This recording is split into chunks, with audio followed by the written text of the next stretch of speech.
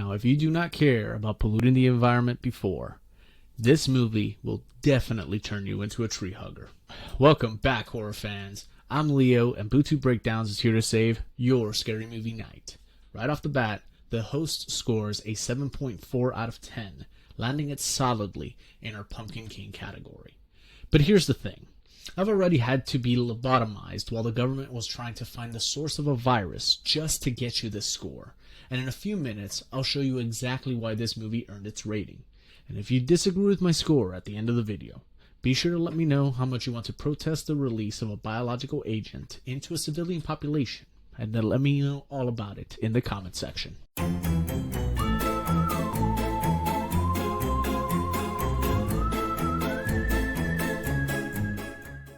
A dysfunctional Korean family runs a riverside snack stand, but their lives implode when a mutant river monster, courtesy of some good old-fashioned U.S. military chemical dumping, emerges and starts eating people. During the chaos, the slow-witted but well-meaning son, Gang-do, loses his young daughter, Hyung-seo, to the creature, who doesn't actually kill her but drags her off into its sewer layer. The government promptly quarantines everyone under the guise of a virus outbreak, which is basically just a lazy cover-up. The family escapes custody, goes rogue, and fumbles their way through a rescue attempt that's part monster hunt, part family therapy session. There's comedy, there's tragedy, and political jabs all simmering under the slime. It ends about as bittersweet as you'd expect. Some people live, some people die, and the monster gets what's coming to it.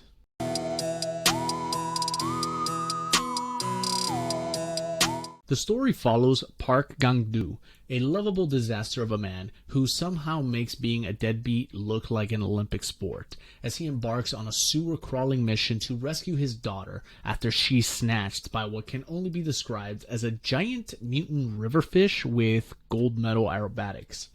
Right when you think the movie is going to stay focused on the monster, the government jumps in with a half-baked mystery virus cover-up, labeling Gang-do as a carrier so that they can chase him around while conveniently ignoring the actual problem thrashing around in the river.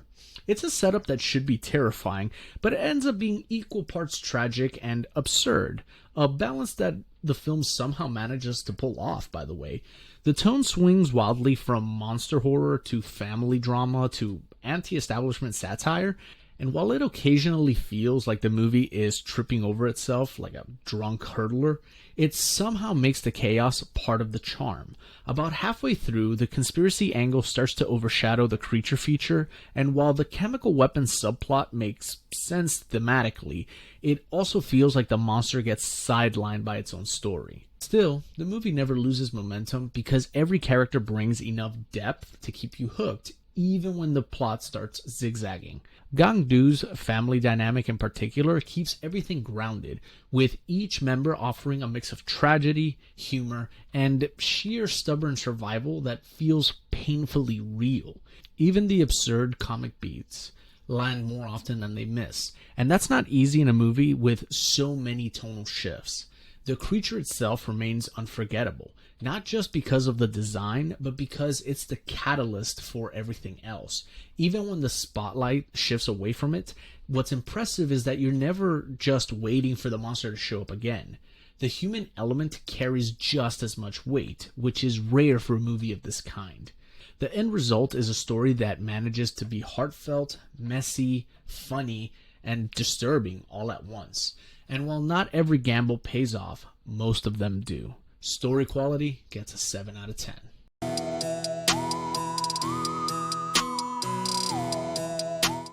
The pacing here is classic Korean cinema. Methodical slow burns, sudden tonal pivots, and a finale that swings for the fences without apology.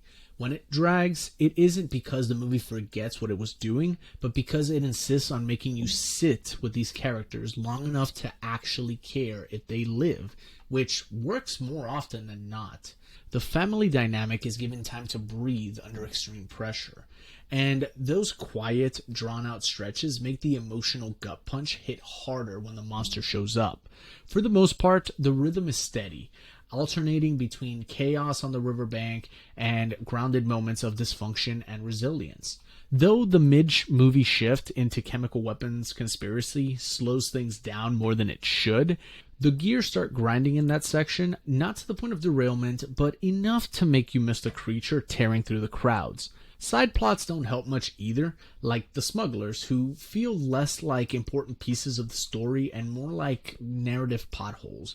They're not deal-breaking, just little detours that make the road bumpier than it has to. By the time the 2-hour mark rolls around, you can feel the runtime pressing down, and there are stretches where the movie feels longer than it actually is. Still, the movie knows how to pull you back in whenever it risks losing you, whether through a burst of action, dark humor, or a brutal moment of tragedy. The slow burn is a gamble, but one that pays off by the end, because without it, the finale wouldn't land nearly as hard. Overall, it's far from flawless, but it never fully collapses under its own weight. I'd give the pacing a solid 7 out of 10.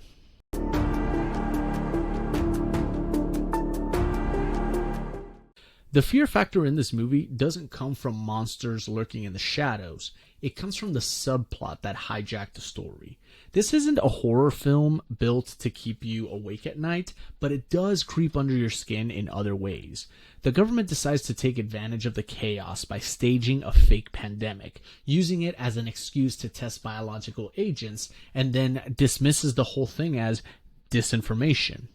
That line hits a lot harder now than it did back in 2007, especially after the last few years of real-world headlines. Watching a movie preemptively nail that paranoia with such blunt precision makes it far more unsettling than it should be.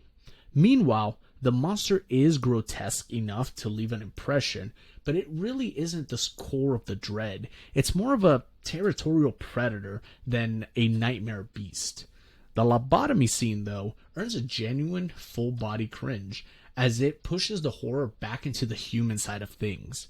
The problem is that every moment of genuine unease, the film still defaults back to the creature feature territory, which dulls some of its edges.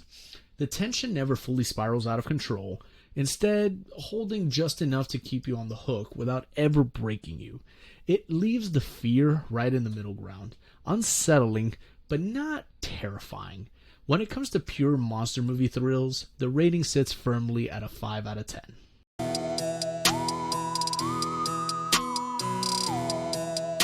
It's not often you get a modern monster movie that actually understands how to handle its creature, but this one does the job better than most. The monster itself is fresh, unique, and disturbingly effective, which is already more than can be said about 90% of recent creature features. Yes, the CGI has aged poorly, but somehow it doesn't derail the experience. What works is the way the movie frames the beast as an animal, not some cartoon villain obsessed with bloodlust. It behaves like a territorial ambush predator, snatching victims in broad daylight, sprinting back to its sewer lair, and hoarding bodies like a paranoid doomsday prepper. The touches of intelligence make it more unnerving without turning it into a slasher with fins, keeping its behavior rooted in instinct rather than theatrics. But the real meat of the movie isn't the monster, it's the family, stumbling through absolute chaos and doing whatever they can to hold themselves together. Their struggle keeps the focus grounded, reminding us that the creature may be the threat, but the human desperation is what carries the story. The obligatory humans are the real monsters theme exists, but thankfully it doesn't come packed with a lecture, just enough shading to give the story depth. Watching it all play out keeps the tension high and the entertainment value higher. On sheer fun factor alone, it lands a strong 9 out of 10.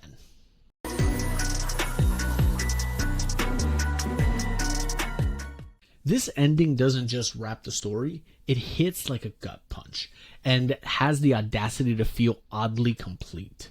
Park Gong-doo spends the entire movie stumbling, scrambling, and clawing through hell just to get his daughter back, only for the reunion to come too late. But his last act isn't just tragic, it's heroic, as he saves Se-ju, a boy every bit as lost as she was.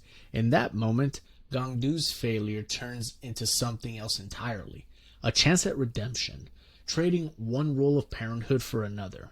It's not neat or pretty, but it's a believable evolution, dragging him from pathetic deadbeat to a father who actually fights for someone other than himself. The grief doesn't vanish, it lingers in every frame, but it reshapes into resilience, giving the ending a strange balance of despair and hope. Their quiet attempt to build a new life together feels fragile, yet powerful, like the only victory left after so much loss. And then the movie throws out one last knife twist. The TV starts blaring that the US government writes off the entire disaster as an elaborate campaign of disinformation. Back in 2007, that felt like sharp satire, but post-COVID, it feels like a documentary line, more chilling than the monster itself. It's a final reminder that the true horror doesn't vanish when the credits roll. It just moves off screen. On ending alone, this one earns a firm 9 out of 10. So that's Bootube Breakdowns' take on The Host. Averaging our scores gives this movie a 7.4 out of 10, which places it in our Pumpkin King category. Do you agree with my rating? Scream your score in the comments and tell me what horror flick I should gut next. If this helps save your spooky vibes, smash that like, share with your horror crew, hit that notification bell, and subscribe to Bootube Breakdowns for more killer verdicts. Keep it creepy, and I'll haunt you in the next review.